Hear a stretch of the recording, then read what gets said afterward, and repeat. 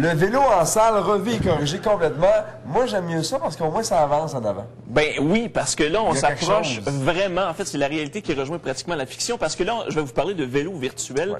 Parce que la plus grande salle de vélo virtuel est maintenant ouverte. La plus grande salle au Canada, c'est maintenant au Sanisport de Brossard. Ouais. C'est ouvert le 22 septembre dernier. C'est l'Académie cycliste du Québec qui est responsable de tout ça. Et je vous le dis, là, moi, j'ai essayé tout ça. Et on s'approche vraiment de la réalité. C'est virtuel, mais en même temps très réel. Il y a moyen d'essayer du vélo, en fait, avec son propre vélo qu'on amène, un vélo de route ou vélo de montagne. Okay. Et on peut essayer des parcours qui sont très ludiques, qui s'approchent à des jeux vidéo. Ou si vous préférez, vous pouvez rouler sur des parcours qui ont été filmés avant des étapes importantes. Comme par exemple, vous pouvez rouler sur le parcours de l'Alpe d'Huez en France avant le Tour de France. Alors, vous êtes devant un écran 32 pouces. Avant, par exemple. Oui, parce que vous allez voir sur le reportage que je vous ai présenté que ça fait pomper le moteur un petit peu. Alors, regardez ce reportage-là.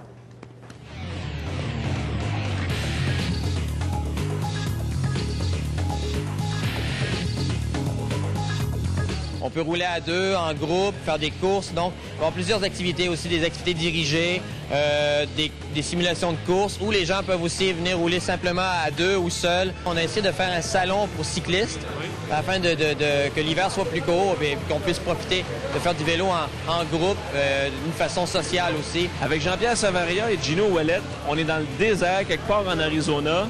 Qui mène la course, les gars? Là, je suis en avance de 1 mètre. On fait des relais, on se draft, qu'on dit, là. On fait du drafting. Comme là, regarde, j'accélère un petit peu. Gino se place en arrière de moi, c'est marqué drafting. Ça veut dire, lui, il est protégé. Il roule dans ta roue, là. C'est ça, fait qu'il force moins. Est-ce que c'est réaliste, tout ça? Ah, c'est très réaliste. Moi, je suis vraiment bouche bée. Là, celui-là, c'est la première fois que je l'essaye, le Elite. J'avais essayé sur qui en arrière, les Compute Trainer. Puis, c'est vraiment c'est incroyable. Quand l'inclinaison change, là, tu le sens tout de suite dans les jambes, tu es obligé de mettre les mêmes braquets comme si tu serais dehors. Moi, je suis stupéfait que c'est vraiment réaliste, là, j'en reviens pas. En tout cas, juste pour vous dire là, que là, ça grimpe pas à peu près. Là, tu te fais dépasser par un 18 roues. Un 10 roues.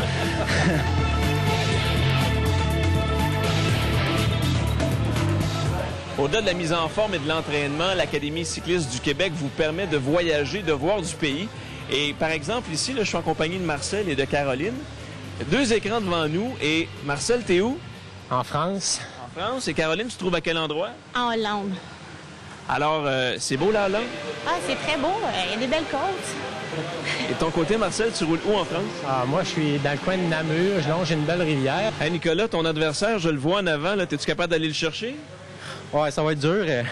Ça monte pas mal. C'est le parcours de l'Alpe d'Huez du Tour de France. Puis là, comme présentement, j'étais à 10,1 d'inclinaison. Puis ça paraît, là. Ça travaille, quoi? Ça travaille dans les jambes, oui. Tu le sens. C'est pareil comme dehors. La personne qui va rentrer ici va trouver des amis qui roulent avec lui ou elle. Va trouver des systèmes virtuels, donc ils vont pouvoir rouler dans des parcours filmés en Europe ou partout dans le monde. Ils vont pouvoir rouler seuls, en groupe ou suivre un plan d'entraînement. Tout est possible, dans le fond, au niveau de la salle ici. Donc, c'est un petit peu ça qu'on essaie de reproduire.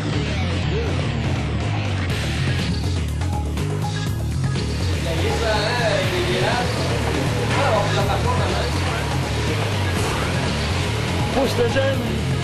Ah, je fais pas, moi. Ah, c'est ça. Il y a juste 16 de plus.